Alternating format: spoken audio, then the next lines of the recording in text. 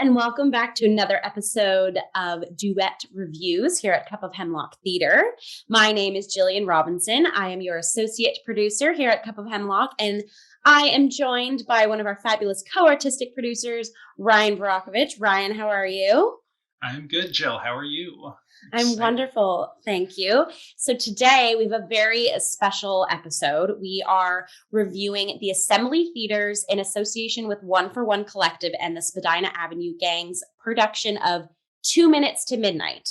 It is a play by Michael Ross Albert, directed by Janelle Cooper, and featuring Luis Fernandez and Cass Van Wyck. And as you can see, we are in tropical kind of attire today. So I guess that'll segue into our intro of what is our ensemble and what are we sipping on. So Ryan, yes, explain what you got going on. We were instructed via the social media of this production to dress for a tropical, possibly Caribbean vacation. So I am wearing a Hawaiian shirt, and which I've worn in some episodes unprompted in this way, but I figured might as well dress for the part. And at the venue, we were given these, plastic Dollarama Lays as we entered. And we are actually recording this having just come home from that, from seeing the show. We're still at the beach. We're still coming off the vacation vibes right now. Oh, yeah. I got a blue one. You got an orange one. I did, yes. Do you want to talk about your ensemble, or should I talk about my cup? Sure. Talk about your cup, and then we'll take it back to the ensemble. My cup is just the kind of normal standard, the cup. Nice. Cup of Hemlock logo on the back. You've all seen it before if you're fans of the show. And I am just drinking water because, this hot temperature is making me parched. Oh, mean you didn't use the little Hotel Keurig at the resort? Oh no, I did not. Nice. I would love to drink a Sam Adams right now out of hopes that they might sponsor us. But no, I'm just going to stick with water for today's because I'm quite thirsty. That's a funny hashtag not sponsor Sam Adams, but a good wink into the piece. Sponsor us. Hey, we're going to talk about stuff like that, I'm sure. How about you? What are you wearing? What's in your cup? Right. So I am also, I took a note of the beach attire. So I'm actually wearing, this is a bathing suit cover up. But I am wearing a my pineapple shirt underneath. I think it's been on a panel as well. And I also was laid. The orange one is my color too. And I was like, surprise me. And our wonderful front of house gave me the orange one. So that's exciting. And I have, you can't really tell, but they're little tiny pink flip-flop earrings. Okay. You can't tell, but they're there. And you had pineapples on your mask. And I did have pineapples on my mask when we watched the show. Yeah. Very tropical. Yes. Now I'm FOMO, like these last couple of years, missing being around people, missing being on vacation. So tonight was certainly a wonderful treat of being immersed in some tropical vibes. But before we kind of unpack more, I'm also drinking out of a fun vacation floral tumbler, which has been on many panels too. But I was like, hey, it's like I'm sipping poolside. And inside the cup, again, not sponsored, but supporting the production we saw today, is the 2 vodka lactose-free Canadian cream little shots that they gave audience members as we were exiting the theater, because I'm unpacking so much, but prior to the show starting, there was a little tiki bar where you could grab a drink, and the vodka of choice was vodka.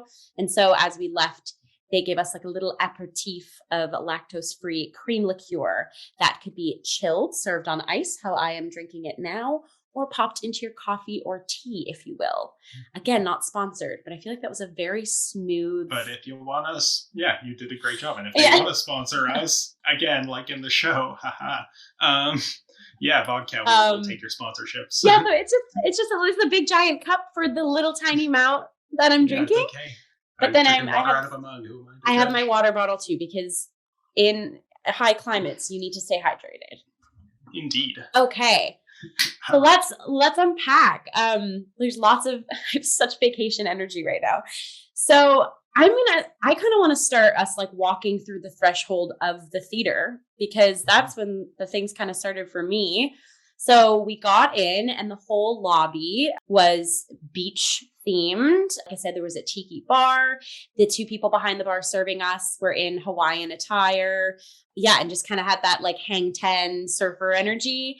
The front of house person also had like watermelons on their shirt, and we're again handing out leis. And where we picked up our tickets, there was a little like shack, kind of like with palms on it. Yeah. So, anyways, I loved it. I felt like immersed. Like, yeah, I was stepping into a resort or going on vacation, right? And then you walk into the theater, and it is a small space, but because it's small, you feel like again you're walking into a resort. Exactly. Yeah. And there's like a whole Sorry, you go. No, I'm buzzing. I'm buzzing up. No, it's okay. I don't have that much to add to it. I was just actually gonna, in the same spirit, shout out the scenic painting, which I thought looked very nice and kind of created this. I don't even know if immersive is the right word for it. Obviously, that the front of house had this immersive vibe, but yeah, it's because it was such a small space and you kind of just overlook this stage that had this nice painted backdrop of the beach, the ocean, the ground had this kind of nice sort of cobblestoney tile look to it. And yeah, we had like the nice painting on the side for the way to the restaurant and the way to the restroom, which actually led to the restroom. Actually was the restroom, yeah. Yeah, so that little details like that I appreciate. And you pointed out something before the show began about the scenic painting that I don't want to steal your point if you'd like to talk about it, but it's a little fun detail in there. Yeah, it's super specific and a bit like, I don't know if anyone else would dramaturgically look as far into it, but the mural, like Ryan was saying, the mural was like an ocean scene, right? You had like the blue skies with the fluffy clouds, and then the turquoise waters, and then the walls or like exterior of the hotel, if you will, was like a beige painting. So like the columns on the side where Ryan was saying was a restaurant, and the toilets was beige, almost like a beige concrete, right? And then there was alongside the back underneath the water, the beige, again, probably a concrete barrier, or as if you're on a balcony, right, at a resort and looking out at the water. But also because it was beige and a bit textured, it could be like a beach, kind of like a sand into the water.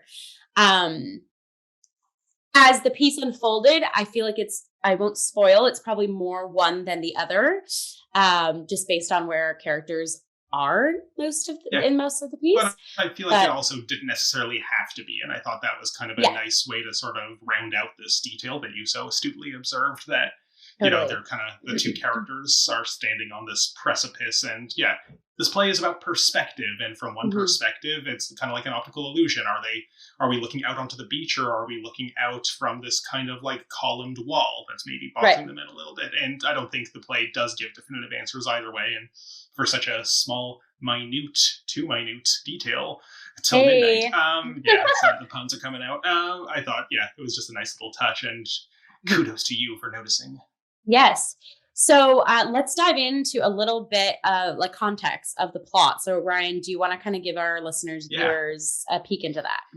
So it's interesting because fans of the show will kind of remember in our Gloria review that we did a number of weeks ago that we kind of definitely didn't want to do big spoilers at the front there for that play. So we kind of put up the spoiler wall after a certain point so we could just kind of have at it and talk. We're going to do that again here. So this first little chunk will be non-spoiler, kind of just talking about general things. But there's also, I'm kind of hard pressed to think about like what even counts as a spoiler for this show, because unlike Gloria, there's not like a big kind of twist-like event that changes. Like, you know, you really don't want to go in knowing about that. But like in some way there is a little bit though. So that's the thing. Like the closest thing to a twist-like event we have happens really in the first minute of the show. It's in all of the kind of social media description of.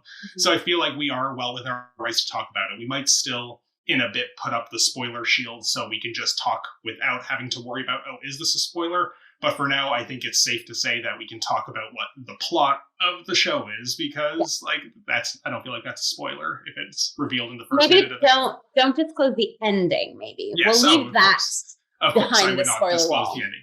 But essentially, so we are faced with this couple who are on a beach vacation.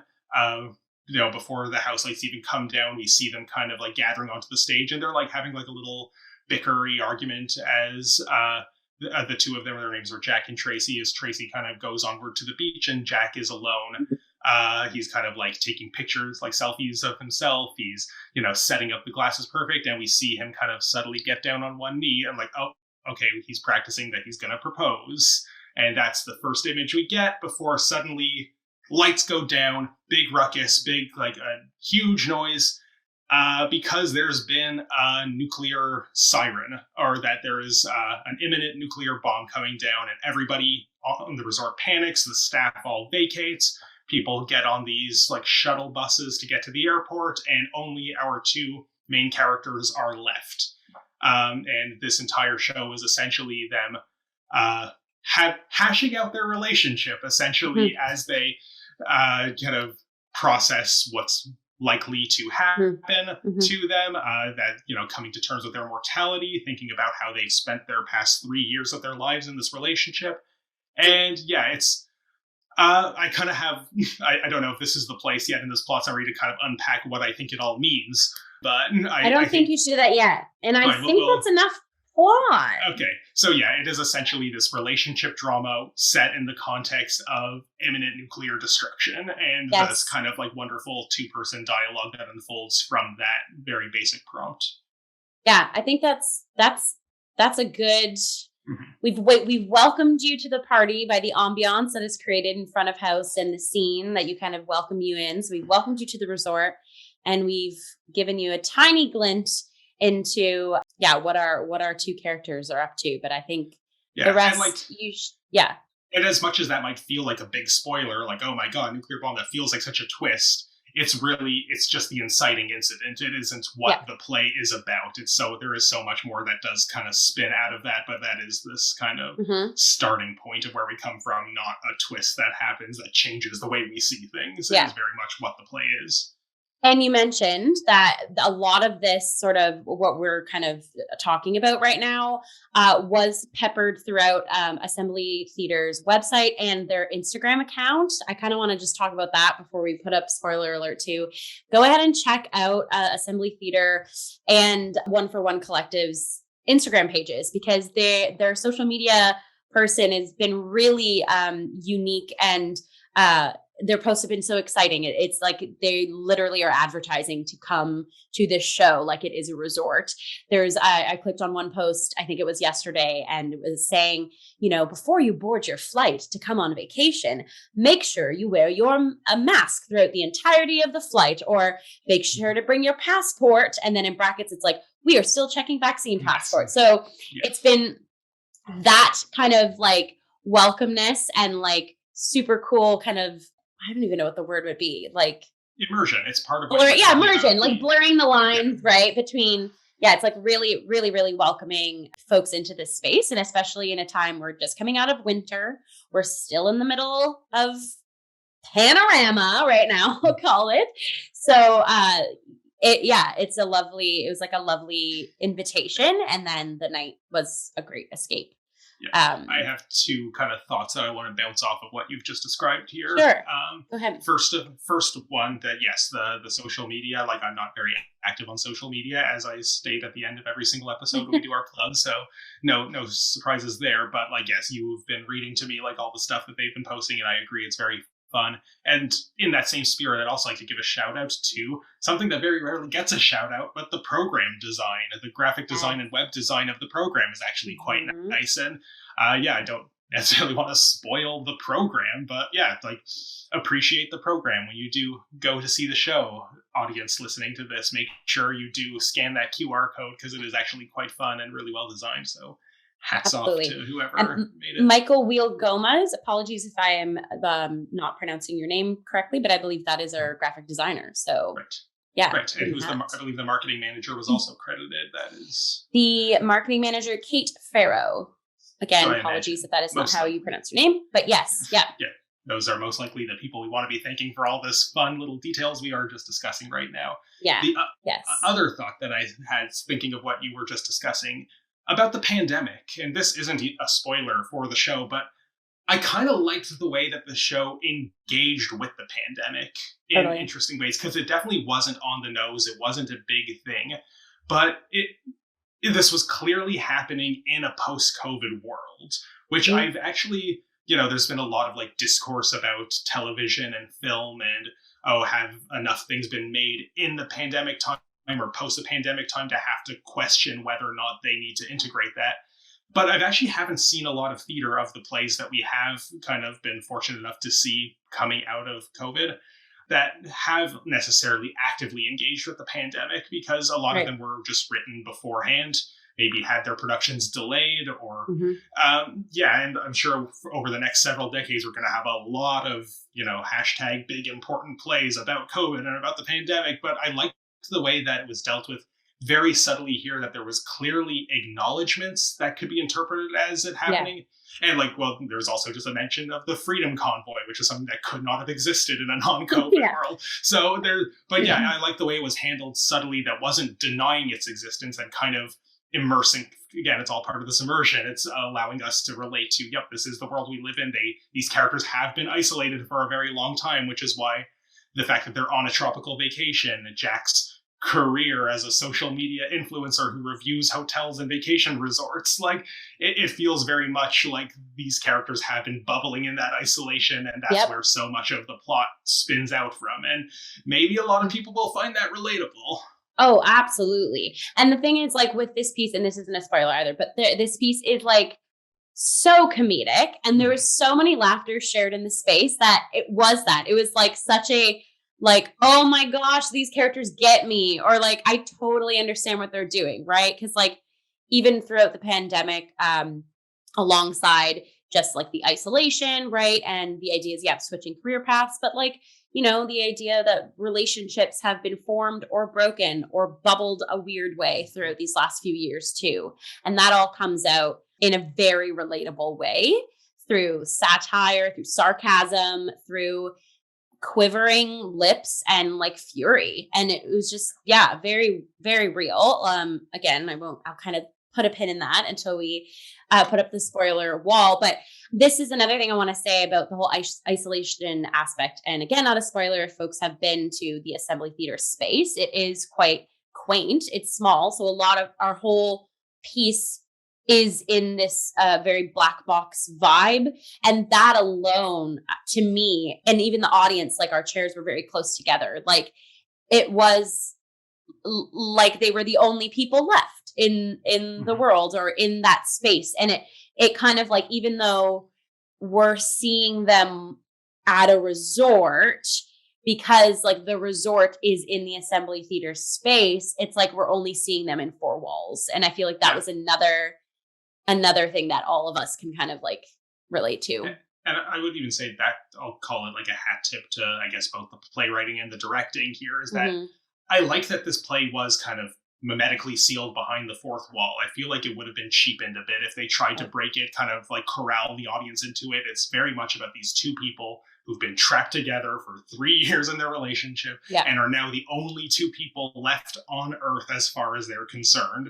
Obviously, the complications of that are a little different, but the fact that it is just the two of them bouncing off each other, I think, is very powerful. And that, people, I think, tend to be very down on the fourth wall these days. I don't know, you read things in, Jordan Tannehill's Theater of the Unimpressed about if you're going to do it as theater, you need to make use of the fact that the audience is there in the space, and why not just make a movie if you're not going to do that? But I think this is a play that was very well served by that kind of distance and realism. And obviously it wasn't a physical distance because we were right there in the front row. We could have reached out and touched them if we wanted to. But I think the creation of this immersive world, that as much as we felt immersed by this entrance into the venue, was very much cut off from it, served the piece very well. Totally. I say it's time to put up the sandbags at the beach. Sure. Okay, before we do that, do you want to just give the overall, should people see it? Oh, yes, absolutely. I think absolutely. It is, it's an hour long, no intermission piece as well. And like I said, the ambiance, prior to the show, right from social media, welcoming, into getting to the lobby, welcoming, the friendliness, the piece itself. I was genuinely laughing and genuinely moved throughout. So absolutely, I would say treat yourself, especially if folks can't go on vacation, because of COVID, or because you have kids, or and you want to just escape for a night and pretend you're at a beach party like I did. My FOMO was fulfilled tonight. Absolutely check it out. And I'll plug this again at the end of the episode, but in case you are deciding to put a pin in it now, again, this is 2 Minutes to Midnight. It's put on by Assembly Theatre in association with One for One Collective and Spadina Avenue Gang. And it is happening at the Assembly Theatre, which is located at 1479 Queen Street West. And the run is from today, April 12th, to April 24th, and it's running from Tuesdays through to Sundays at 8 p.m. So go ahead and go to their website, or you can visit them on Instagram, which we will add links below this episode too, to get your tickets. And now, is it time to put the sandbags up? We are putting up the spoiler sandbags. Putting up the spoiler sandbags. Spoilers. Okay, which again, as I said at the beginning, I don't think there's a lot to spoil about this show. This isn't a Gloria, but we very much, we are giving ourselves the freedom to say whatever we want, to unpack as much as we want. And if that's not your jam, you want to go unadorned into the show, unadorned by our thoughts and interpretations, feel free to leave, or let the video play on mute or the podcast on mute if you want to give us the analytics. It's up to you. Sam Adams, sponsor us. And that's, I think, where I'd like to start with this kind of... Okay, sandbags, great. Wow, this is a relatable play. And we already kind of touched on that, but for us in particular, I feel like this was kind of an interesting piece because, like, we don't talk about this often on this show for whatever reason, but like... we don't talk about dating. Sorry. Jill and I are a couple. We live together, and we are, very happy. Good relationship. Couple of goofballs. Of goofballs, yeah. But we are a couple that creates content on the internet, and that's essentially what this play is about, or it's about kind of the lifestyles of, it's about kind of just, getting to the wit's end of a relationship that kind of, I believe in the case of our characters in the show, it's a relationship that has run its course. One of them is intending on proposing and the other is intending on breaking up. And that is the conflict that we see unfold over the course of the show. And one of the strains on the relationship is the fact that, Jack wants to be a hotel vacation resort reviewer on the internet. He has influencer. An influencer. He has 8,000 subscribers. An undisclosed number of them might be bots. We don't know. And he's creating this content, and he's dragging his girlfriend Tracy along for the ride, and she kind of has to grin and bear it. And it's very apparent to everyone but him that she absolutely hates it. And it's interesting for us watching this show together as a couple that makes content on the internet, and we've had go ahead. No, I was just saying, and we're also, like, the characters make a point to say, and it is true that they're very opposite. And I want to kind of go back to what you were saying, like, yes, I think the macro objectives for both of our characters in this trip that they go on was Jack was going to propose to Tracy, and we find out as the play unfolds that Tracy was going to break up with Jack. So we get that. But what's lovely is throughout their journey of the two of them hashing stuff out as the world potentially will melt around them soon, you see that Tracy, like, loves Jack, like is in so much love with Jack, and Jack unfolds like the visceral, real annoyance that he sometimes has with Tracy. And there's this, like, it's the classic thing of, like, I hate you so much that I love you, or I love you so much I hate you right now. There are lines that, like, almost to that exact point, like in the play, like I think it wasn't hate that she used the word like frustrated or annoyed, or I don't remember the exact word that Tracy uses. Well, she goes right up to his face at one point and is like, F you, Jack, F you. No, but it's beautiful to see too, because you find, similar to what Ryan already kind of unpacked, was Tracy also, we find out she's the one that's paying the bills. She's the one that has the apartment that Jack moved into, the one that's paying utility, the one that paid for the trip. So she has the, like, secure job. And you find out that Jack's mental health again, like Ryan was saying, potentially the show happening right after the pandemic or during the pandemic. Jack, like most folks, has maybe done a career shift or has wanted to do a career shift to, get themselves back on track. And so Jack becomes an influencer and wants to try that on. And you see that there's a little bit of tug and pull and tension because Tracy wants to support Jack in their, bettering themselves and doing what they need to do to get themselves through whatever inner turmoil that rightfully he's going through. But then there's also the undercut of like, I'm the one making all the money. I'm the one that brought us on this trip. And then similarly with Jack is like, well, if we're calling a spade, like there's things that annoy me about you, and how like Tracy projects herself as this advocate for climate change and, liking a bunch of vegan or vegetarian options, but not being one herself and that kind of, but it's just so like the specificity was there, but it was like, regardless of what they were talking about, it's like every relationship has had some sort of iota of these conversations. Right. And like the more the piece unfolded, it was like, I personally thought these two were soulmates because of like the back and forth and the tug and the I love you so much, I hate you so much, I love you vibe that was kind of catapulted back and forth. And so that was just kind of like lovely to just sit there and watch unfold and like, again, chuckle because that both Louise and Cass, their comedic skills were hilarious. Yeah. Yeah, sorry. I'm still coming off my party vibe. So take it away. No, it's funny because there's so much kind of we could discuss about this because there's really a lot going on. And yeah, you're 100% right that it feels like this is a real relationship that they've been to. Like, I believe for a second, these are real people. I believe it 100%. These are real people who have been through this thing that all of this baggage has piled up, and it takes the threat of nuclear annihilation to kind of finally be the straw that breaks the camel's back and get them to kind of hash out all of these things that have been bothering them about each other for so long. And that's kind of, I think, what really struck me about the kudos to the playwriting, because this is a very tightly constructed script and very strong in many ways.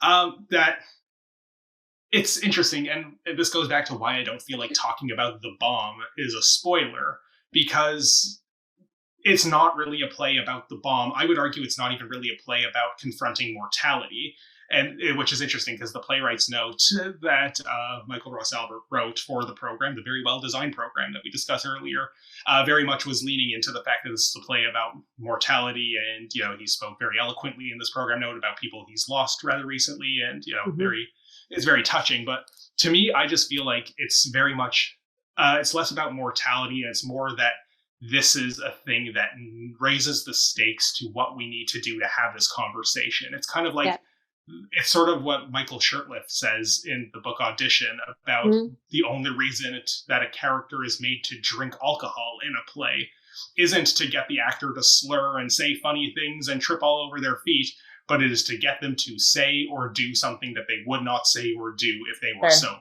And it kind of brings that truth to the surface, in vino veritas, if you will. Yeah. And it really makes me think of, I don't know if you're familiar with it's the Alfred Hitchcock kind of thing about the difference between surprise and suspense. I don't know if you're familiar with that. Enlighten us. Enlighten us with Alfred Hitchcock. No one would ever say that.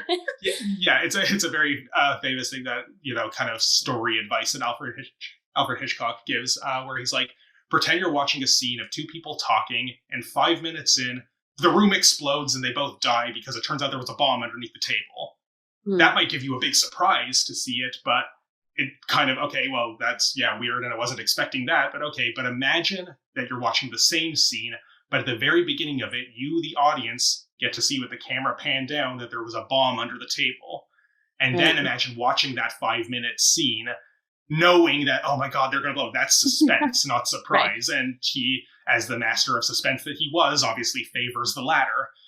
What I think is kind of interesting about that dichotomy is that in both cases, there's this, it's a surprise for the characters, regardless of whether or not it's a surprise for the audience. In the first instance, the audience gets to experience that surprise with the characters. And in the second instance, we get this dramatic irony of, oh, we know what's going to happen, and the characters are blissfully unaware of it. What I love about this play is that it didn't make it a surprise, this explosion that's about to come, the bomb, literally the bomb, is that it showed the characters exactly that same information that Hitchcock's cinematographer would show to the audience. And it puts them in the shoes where they can be on this razor's edge of suspense, knowing there's nothing they can do about it. It's not like, they're in a situation where, do I cut the blue wire? It's going to fall down from the sky. And so there's nothing they could do about it. They very quickly in the first few minutes of the play exhaust all, or just talk about exhausting all the options about what they can do. But, as a podcast informed Jack, that there's no escaping the blast radius and that they're very much screwed. So it kind of just leaves them in the situation where they just kind of have to talk to each other or they try doing other things. But it's really having that knowledge that is usually just granted to the audience. Here being granted to the characters really gives them the push they need to have this conversation, and the entire drama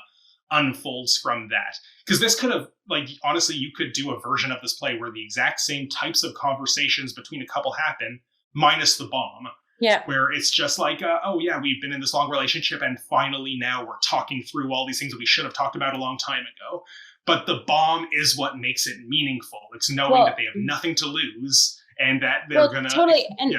And I just think that it's the whole cliche phrase of drop the bomb, right? It doesn't literally, it in this piece, satirically, literally, there is a nuclear missile about to potentially hit the resort they're in.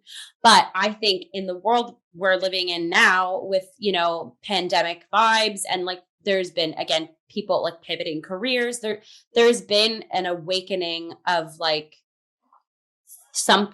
wrench gets thrown into a situation for good or for bad. And with the sort of parameters that I think have been put on folks and this external stresses and isolation that people have been kind of going through throughout these last few years, that alone can be this bomb, right? It's whatever kind of a situation or a circumstance that spins life on its head and makes you kind of revert back to survival of the fittest, if you will, right? Or making choices that aren't the norm, right? Or weren't your everyday today 9 to 5 job choices potentially, just to use as a little anecdote, right? Something big is putting pressure on an intimacy, a part of something big is putting pressure on something as minuscule as a relationship between two people, right? And it doesn't necessarily have to be COVID, or it doesn't necessarily have to be something, but it could be, it's kind of magnifying wrenches that are kind of can be thrown into situations. So let's also not forget that we might actually be on the precipice of nuclear war any day now because of what's going on with Russia and Ukraine and the entire world not being sure how to deal with it. I also actually kind of wonder, I believe this play was written, if not before the pandemic, or at least not the early drafts of it before the pandemic. It certainly kind of clearly underwent edits. And I wonder if that was something that was discussed in dramaturgy in the rehearsal room of is this, the imminent, of course there's a bomb because, that's what's happening in the world right now. But also the thing that I really loved about, like I was kind of saying before, that you could do a version of the story of the couple having these tough conversations minus the bomb. What I loved, and this is where a lot of the comedy came in, was that the conversations they're having about always comes back to, is this the person I want to spend the rest of my life with? And the kind of double-edged sword of that is that the rest of my life could either be many, many years or 2 minutes. A minute. Yeah. 2 minutes to midnight. And that's, I love the acting so much that they kind of really did ham up those lines. Because Cass in particular, there was quite a few moments where she kind of did this just funny face tick whenever she's spend the rest of our life together. They're kind of really did sink into the, wow, we're having this relationship conversation as if we have our whole lives ahead of us, and you kind of want to sit both of them down and say, slap you in the face, you're gonna die, just hug each other. Like And there's and I want to say this may be like very far outy, but like this whole play is a ticking italicized time bomb. I want to just say that right now, a ticking time bomb, because I think there is the relationship that both characters have with time, or how they talk about time, how they like to individually spend their time, how it's constantly, like Brian was just saying, like they are actively know that they might be out of time, but then they recollect all of the time that they've spent together, right? I mean, at the very beginning, we find that like Tracy wants to go spend some time alone at the beach, whereas Jack wants to, you know, spends most of his time in the phone doing the influencer things, right? And just the constant humdrum and being in the audience of like, these people are running out of time. And what do they want to do with their time, right? There's the instance of like, you know, Cass does, the minute she was like, well, you know, if this is going to be the end of the world, and then moseyed over to Louise, I was like, yes, spend the last moments of time being intimate with each other. Yes. Or there's a whole thing of like, maybe we should go grab some alcohol and have a good time before our time is done, right? There was like so many undercuts of, like subtextually questioning what time is and what do we do with our time and who do we spend our time with. Like baked in all of us, all the audience being like, okay, but they're running out of time, right? There was always like, there may be something coming. But then you get wrapped up in their relationships. Again, like I said, like this flirtation with time that honestly, by the end of the piece, I was like, oh, right, there's the nuclear missile that's coming, right? I had moments of that throughout the piece where it was like, oh, right, we aren't just watching like two people in their apartment having a conversation, unpacking their relationship or unpacking what they want for themselves. Right. There's like this external anyways, I'm rambling. No, it's great. Yeah, like I think this idea of the running out of time is so interesting because it puts this, like, you know, in both narrative and literal terms, a ticking clock on, you know, it feels so funny that like they're finally hashing out these conversations, but there's also that big irony hanging over your head of like, is this really what you want to be talking about when you think you might die soon? Like, and maybe it is cathartic for them to finally unload these things that have been building up all this tension. But and like the way that they've used their time is so interesting. Like it's mentioned several times that they've been together for 3 years, and that the fact that Jack has decided that he's not going to do the job he hates and he's going to try this influencer thing because it makes him happy. But, you know, Cass doesn't have that luxury. Sorry, Tracy, go back and forth between the actor and character names. But yeah, Tracy doesn't have that luxury that she keeps doing a job that she probably doesn't like very much to support his passion project that's clearly not going to go anywhere or very unlikely to go anywhere. And they, you know, someone else's time or someone else taking pleasure in their time comes at the cost of someone else not. And this is kind of, they put a really fine point on this when, you know, she says how much she really hates being, you know, in his, you know, videos that he does for this travel thing, that like, you know, all of her friends saw the video of this apple orchard trip they did and it looked like she wanted to kill herself. And like, it's, but yeah, like that's the thing. He's having fun and kind of making the most of his time and kind of seizing the day by taking on this project, but it comes at the cost of her time.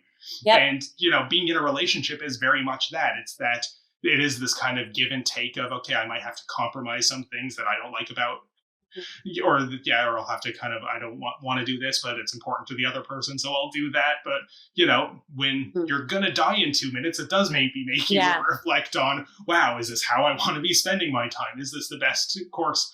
But it also, this micro versus macro, I think you said something about that earlier, is interesting because when you think about your future, that's usually the kind of thing that can maybe get you to reflect on, like, wow, do I want to invest another 5, 10, 15 years into this relationship if I think it might just eventually end at some point.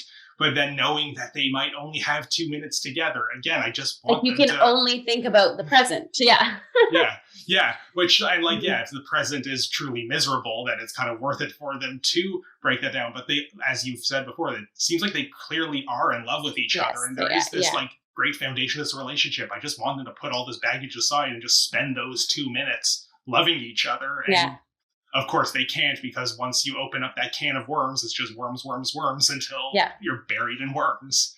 Well, and I think too, this whole thing of like, you just want like them to start loving each other. Like that to me came out a lot in the text itself. So there was a lot of, as this piece went on, I'm going to say awkward, but I don't mean in like a bad awkward, but there were beat shifts in this piece that I literally was sitting, this will be my one swear word. I was like, oh my God, what the fuck?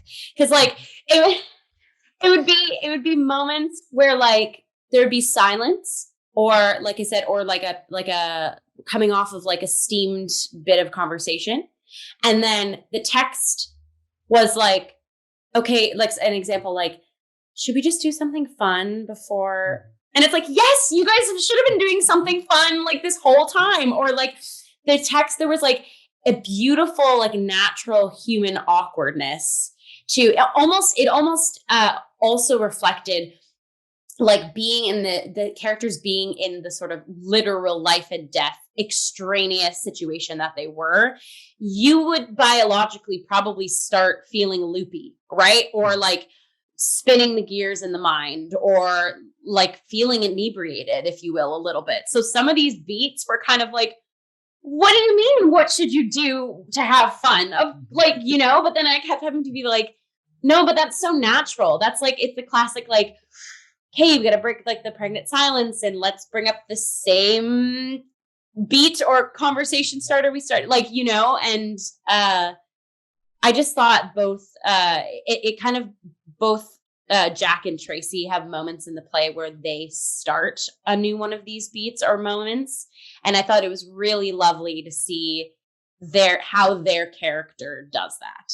Mm-hmm. And it's to see sort of the baton tossing of like, who as the audience are we supposed to be sort of siding with, or are we supposed to be listening to in this moment? And it was always like, for me, one of them would start and you're feeling like, you know, hearing them out. And then the other one would come in and you're like, oh, but then there's that. And then at the end of these beat situations, for me, it was like, both of them are validated in this moment, right? Or both of them have, both of them should be heard and are being heard. And then just as I kind of mentioned before too, like this piece is so comedic and peppering different too. Like Louise's comedy from the very beginning is very physicalized, and I like to call it Noodly, right? And so it's very extroverted and like out there and quippy, and it's hilarious because it's like, yeah, there are those people in like traumatic situations that are just like wild bananas. And then Cass's first iteration of comedy was very like deadpan and like subtle, but then they switched energies throughout as well. And alongside that, the super real, raw, visceral sort of like soul moments of each character, if you will, where both of them break down on stage in some shape or form, was such an awesome opposition to all of the comedic work they were doing.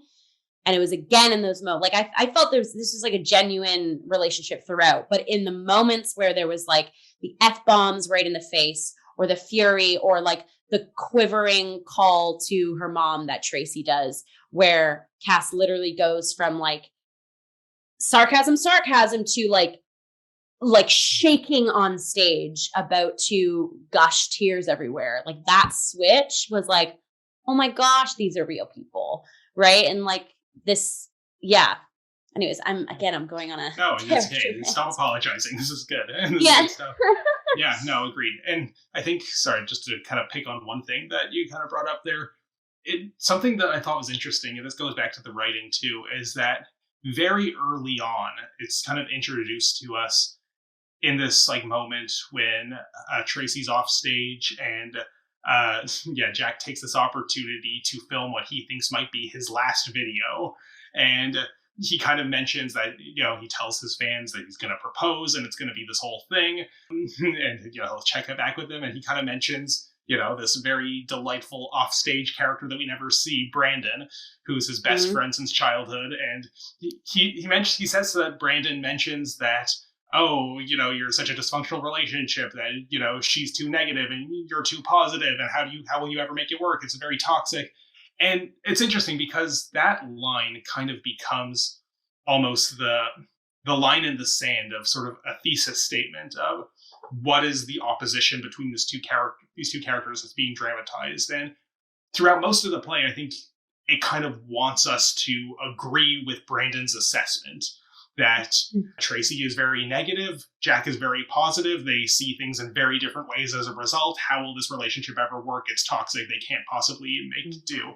But as the play goes on, even though we kind of occasionally come back to this idea that's just stated outright quite early, I feel like the play does a good job of challenging the assumption that this is kind of an ideological opposition between optimism and pessimism. And I think that comes out very like what I would say might even be one of the emotional climaxes of the piece, which is, when Jack basically restates that thesis outright that like, oh, we're too different, you're too negative, I'm too positive, and Tracy kind of lets him have it. It's the F you moment when like, are you surprised that I'm so negative when I have to take on all of this burden so you could live your silly dream? Yeah. And I think, it's too easy to reduce these characters down to this kind of ideological conflict when what I think is kind of one of the real strong suits of this piece is that as much as we might be tempted to agree with Brandon's reading of the relationship, that this kind of, we use the words realness a lot, but this kind of, grounded, human three-dimensionality of these characters really does it makes a good case against treating them as archetypes in that way. And while it might make for an interesting ideological conflict, the actual conflict is a lot deeper than ideology itself. And I think that's what made it very strong. Mm-hmm. And it's interesting too, we get, it's funny that, you're bringing up Brandon, because Brandon is the one character that Jack mentions a lot off stage. And I'll get to a second when Tracy does too. But then Tracy's character she mentions off stage is her mom. Mm-hmm. Right. So, and instantly we get this scope into their lives, not on stage, not at this resort, but two people that have been so close to them are like, arguably, we find out later that Tracy and her mom are in an argument, but the fact that Tracy's mom is kind of, we get a sort of glint into the idea that Tracy's mom is like Jack's bad news. He's a freeloader. You deserve better than that kind of thing. And then, so I do think there is some sort of closeness there too, because also Tracy says like, oh my gosh, if the world's going to end, I need to call my mom. Right. And then when she does call her mom and potentially gets reception for a hot second, she's like, I love you, mom. Stop talking. I just didn't tell you. I love you. I love you. I love you. Like, so that's there's some sort of strength. It may not be the closest relationship, but definitely some sort of strength. And then we find out that Brandon has been Jack's best friend, has known Jack all his life. So it's really interesting that the text and the playwright gives us these two characters that are mentioned by our two characters on stage that are very close to. So it's almost like using them both as tools to learn a little bit about the characters that we get to see through someone that we know is close to them.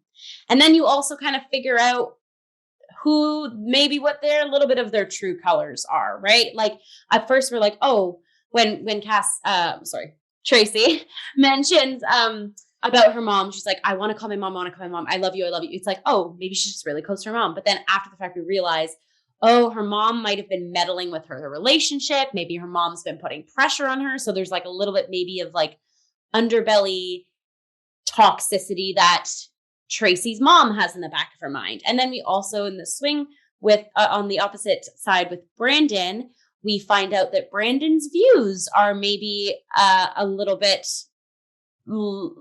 avant-garde or toxic, if you will, because with the whole wasn't there the whole bit about his belief with the Freedom Convoy or something like that?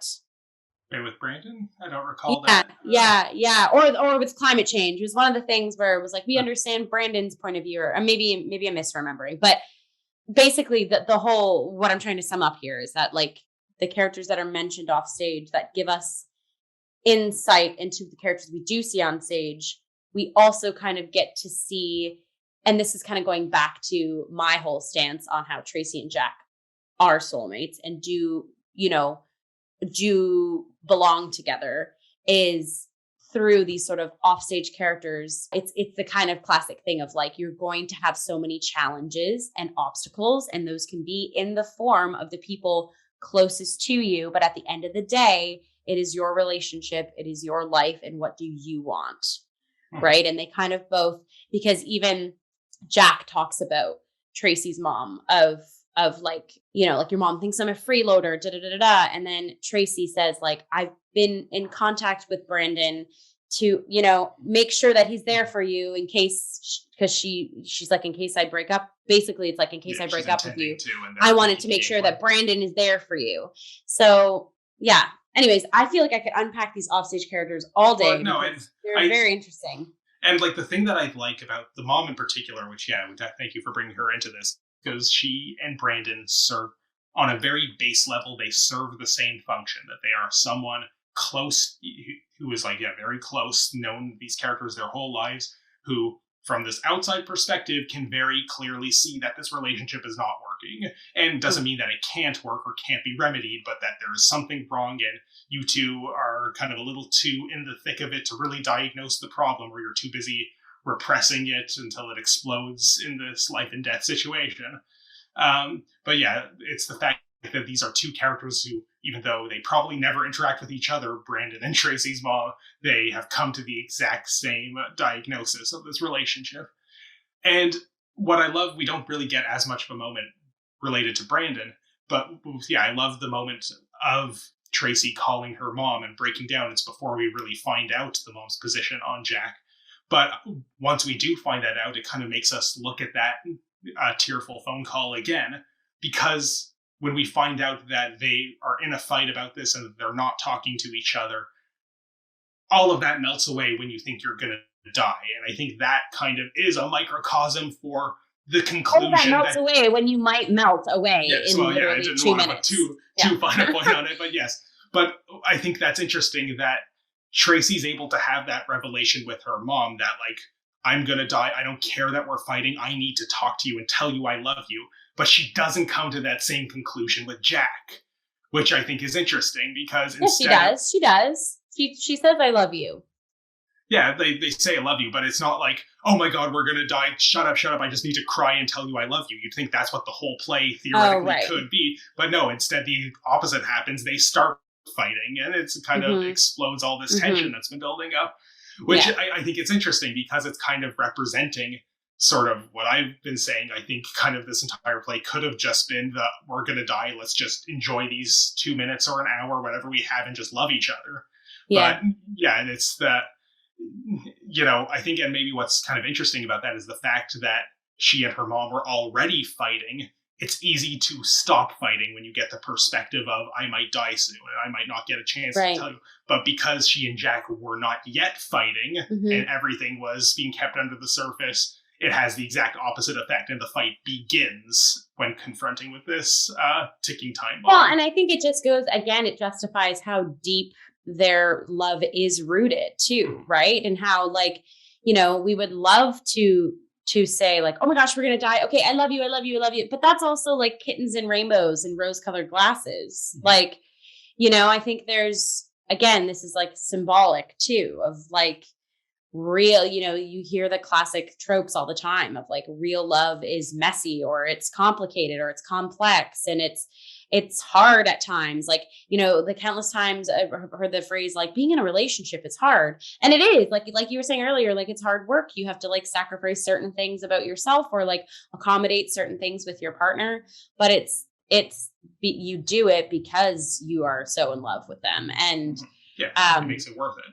Yeah. And so I kind of love, love, that, yeah, it's like, it seems like we kind of at the very beginning get of like, okay, my love, I'm going to the beach. Bye. Okay, my love, I'll remember our reservations at 7:30. Like, it's like this like 1950s, like everything is pearls and roses and everything's fine. But underneath is like the stuff that is festering. Right. And we don't necessarily know exactly the content of like the argument that she was having with her mom or whatever. And yes, there is something to, having the closure with someone you love when you're in like extenuating circumstances where you're like, oh my goodness, I need to apologize, or I need to say I love you. My parents always say, like, every time you leave the door, every time you leave to go to work every day, make sure you tell the person you love them,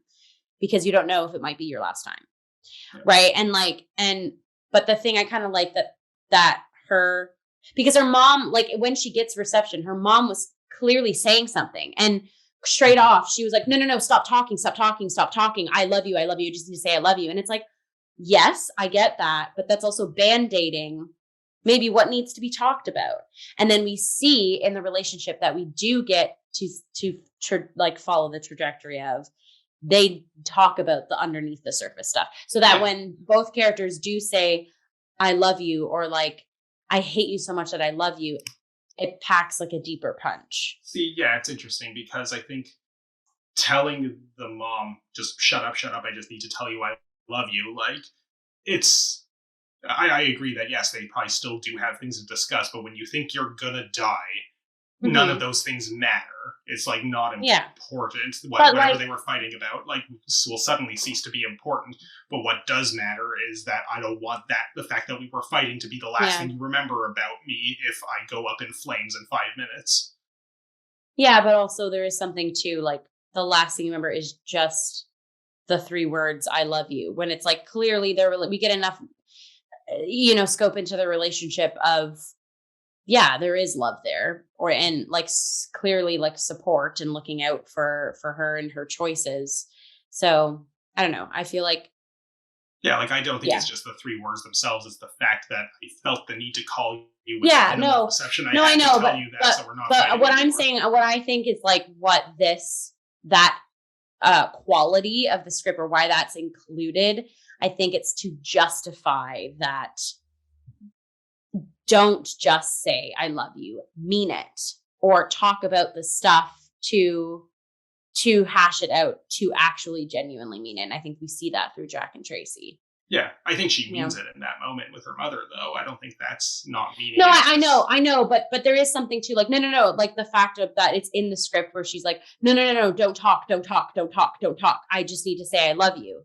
I get that literally. She's like, I don't know if I have enough self-service, so I have to say these words. But the fact that Michael gives us the don't talk, it kind of, to me, is the classic thing of like, you're not there to listen to the other person. You're just there to satisfy what you need and what you want.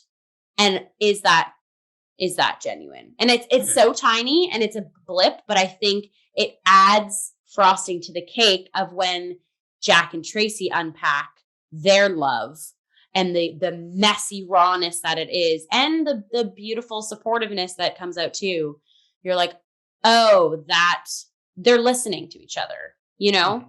They aren't at first, literally on opposite sides of the stage, but then you see them, start crossing each other's paths. And like, even when they go to set up some of the, they do like a little closing out influencer video, they're helping each other fill the space, right? Literally, like, I don't even know if this was an accident of, maybe it was in like Louise's track to like, okay, you're the one to grab the napkins. But like literally Cass was like, okay, you do that and I'll grab this napkin. Don't worry. And like, she put one napkin away and he put the other napkin away. She like put this glass here and and I was like, oh, they're working with each other now, like they're a team. Anyways, wow. Again, this is spiraling. Yeah. No, it's good. Okay. I only have like one last thing I think I want to talk about. I don't know if you have others you want to. And it's the ending. And since we got the spoiler sandbags up, I think we can talk about what are your thoughts on the ending? Yeah, so the ending has the hotel alarm go off again, and reception and power boots back up, and reception is reinstalled, and both characters like, oh my gosh, it was just a drill, and Jack's like, I knew it. It was, yeah, exactly. It was just a false alarm. I knew it, or whatever. And you have this like, oh, okay, so like life is going on again, or this all was like just a press pause, if you will, like a pause in reality where some of the realest shit was hashed out. Sorry, other swear word, but then you see the shift in Tracy of,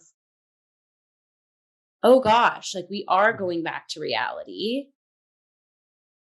Is everything that I said true? Like the fact that I kind of like, right, it was both like definitely more so Tracy, but had the realization of, what did I just say? Did I mean what I said, for good or for bad? It's been said, so you can't go back. We are going to go live out the present and enter some sort of future. What do I actually want that to look like? It's the classic thing of like, when you are in a surreal situation versus when you are in a real situation, your brain can play tricks on yourself, right? Or you can say, and again, it's the classic thing of saying about being loopy, or like maybe feeling slightly inebriated. It's like you say certain things, but then after the fact, you're like, wait a second. And you see that happen. And then, but Jack is like super jazzed and excited. And it's kind of like you see the characters kind of go back to a little bit of how they were at the beginning, where Jack was like, I'm ready to propose. It's great. I'm an influencer, high energy, this. And you see Tracy being like, is this the person I want to spend the rest of my life with? Am I happy in what's happening? And then, so you have this blip of a moment, but then both characters are like, okay, this is, I guess we're moving on to some sort of something. So being in the audience, I was like, okay, so maybe this is just gonna, and then all of a sudden the lights dim a little bit and you see Tracy's eyes widen and say, Jack, what is that? What is that in the sky? And she actually is the one that takes out her phone and says, I think we should be filming this, which I thought was wonderful, because it's like she's kind of, we get a scope of like, she's so exhausted with like the superficiality that is our phone, and really wants Jack to just be present, be in like a physical, tangible space with me and actually focus on me. And then it's when this like, the light, meaning like this nuclear missile, that it's not a drill, it's not a drill, it's not a drill. She widens her eyes and is like, we have to get this. We should get this on film. And Jack's on the side being like, great, we're back to normal. We love each other. Pulls out so as Tracy is like, oh my gosh, doom is actually upon us. False alarm to the false alarm. And that's sinking in with her. And then we see Jack on the side with the, dun, dun, dun, dun, dun, dun, with like the engagement ring being like, great, like, let's get, and then he notices too. And there's just like the moment of where Tracy's like, this, look at how bright the sky is. Mm-hmm. And anyone who knows things about nuclear bombs, like that is the light that like emanates from that. And it's like the way she says it is kind of beautiful.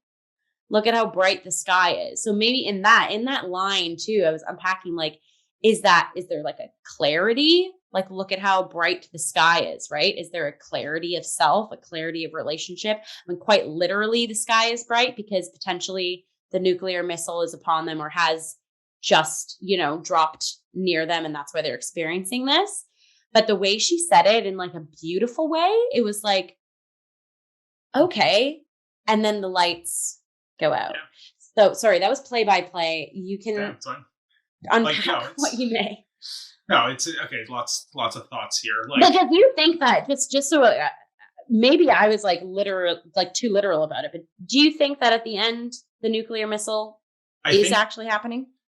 I don't know. Like, and that's part of what I want to talk about here, because I feel like that's what we're supposed to think with this kind of. But I thought the phrasings of it, like the look how bright the sky is, the I need to get this on film, like if.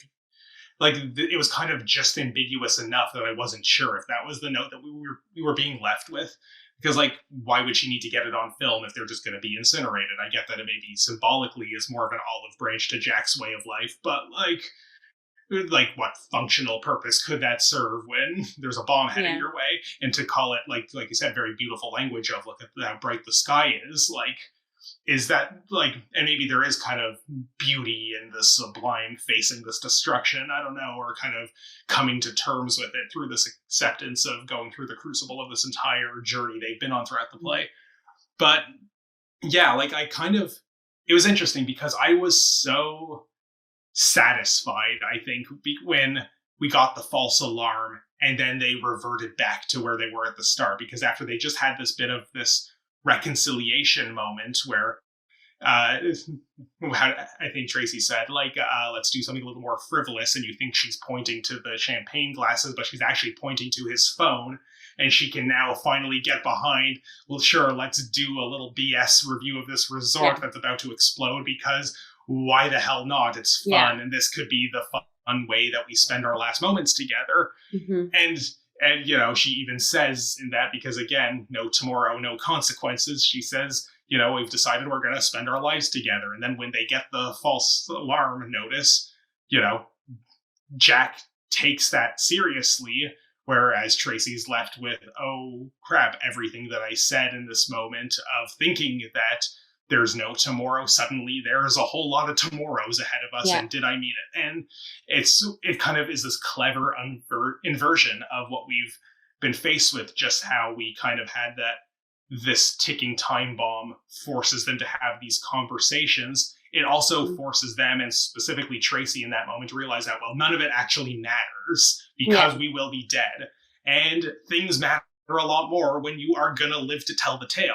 And so I thought that was kind of, in my mind, the false alarm and having to, like, oh crap, I thought we could have had a whole other hour of play of just them unpacking, okay, where does this leave us now? And then kind of getting back to this, like, false flag of, oh no, wait, there actually seems to be a bomb. I felt like that kind of maybe undercut the impact, no pun intended, of wow, what an interesting turn of events we just had. That, like, almost would have been that Gloria-esque spoiler warning from this point on. Like, I don't know. It's not necessarily a ding against the playwriting, and maybe the fact that it is ambiguous kind of either is the source of my mixed feelings about it, or possibly does cushion the blow. Then they die in an explosion, and that's how it ended, and none of this really mattered anyway. Like, I don't know. I'm torn a little. I'm curious if you have thoughts about the tone of this. Yeah, I think the one thing I did like about the tone as, like, audience kind of, like I said, we are welcomed into this couple's relationship for the good and for the bad. And what I kind of liked by this, again, this is like a dark beauty, if you will, of if it literally is now the actual missile. I had a moment in my brain where I was like, okay, they can go now, because they did have they kept going back to the type of conversation to have, brutal honesty, or like honest. Yeah, radical honesty. Radical honesty, right. Yeah.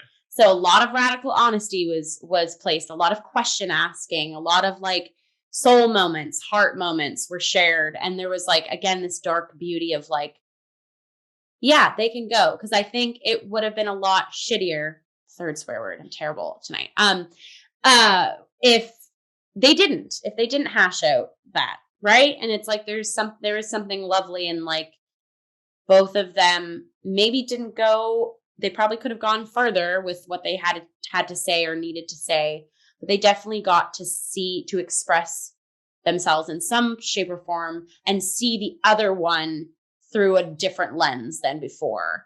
And so there was like a closure of their relationship that I think was honored by, okay, now they're actually going. And as weird as it sounds, like, it's okay if they go. Because, again, I'll kind of go back to the whole thing. I think the way that we saw their sides of themselves as individuals and them sides of each other through the relationship, through the rawness of it, like, to me, that was a form of love, right? They were being honest. They were trusting each other. They were, love, hate you kind of vibes. And yeah, so I guess I kind of liked that I was okay if that was the tone that was invoked. Because it also made me think too, when the lights fully went out and we were at bows, of like, would this relationship work in the real world? And also, would it work post this real conversation that they just had? What? And like, see, that's kind of why I'm having a little bit of a sticking point with it, because I feel like ending with the promise of an actual bomb, of actual annihilation, robs us of that futurity and we don't have to necessarily see that possible whole second hour of the play where they, okay, wow, we're not going to die, how does this change everything we just talked about? We don't need to see it. We can picture what that might have been, but I don't feel like we're allowed to picture it if, oh nope, they're just going to die anyway. Like, and that's kind of one little point that I'm struggling with, and is otherwise very, very like meticulously constructed. And just the fact that I'm questioning it doesn't mean it's bad by any means, and it's very hard to end. It's very hard to end a play, and like I know that like it's a and I don't know what the ending otherwise could have been, but like I think it's the one kind of little thorn in my side, I guess, about this otherwise very, very well written piece.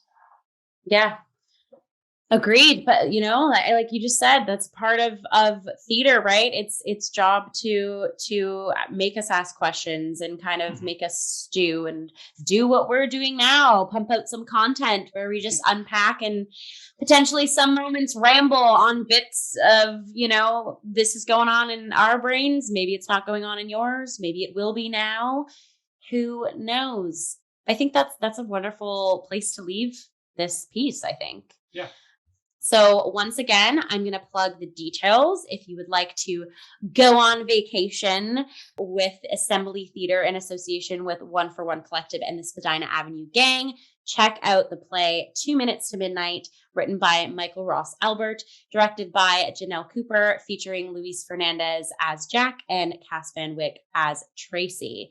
And this is running at the Assembly Theatre, which is located at 1479 Queen Street West.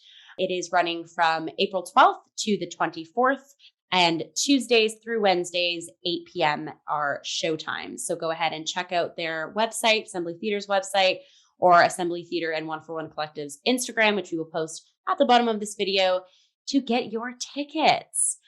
And also, we will use this time to plug ourselves. Ryan, do you want to do your usual plug sign out? Like what's funny, because we're discussing this play about, people who make internet content and, being plugged into social media all the time. I'm really not plugged into social media all the time, but I do make this content, Cup of Hemlock Theatre. So don't bother trying to find me, but just follow Cup of Hemlock at COH Theatre on all platforms. If you're watching this on YouTube, like, share, and subscribe. If you're listening to this as a podcast, do the podcast things. And now you can plug your own actual personal ones, because you actually have those. Sure. So exactly, rolling it back to Ryan, go ahead and follow us all on Cup of Hemlock. Much appreciated. And you can follow me at my artist Instagram account, Jillian.Robinson96. I just wrapped up at the time of this recording, a fabulous production of Rent. It was life-changing, so moving.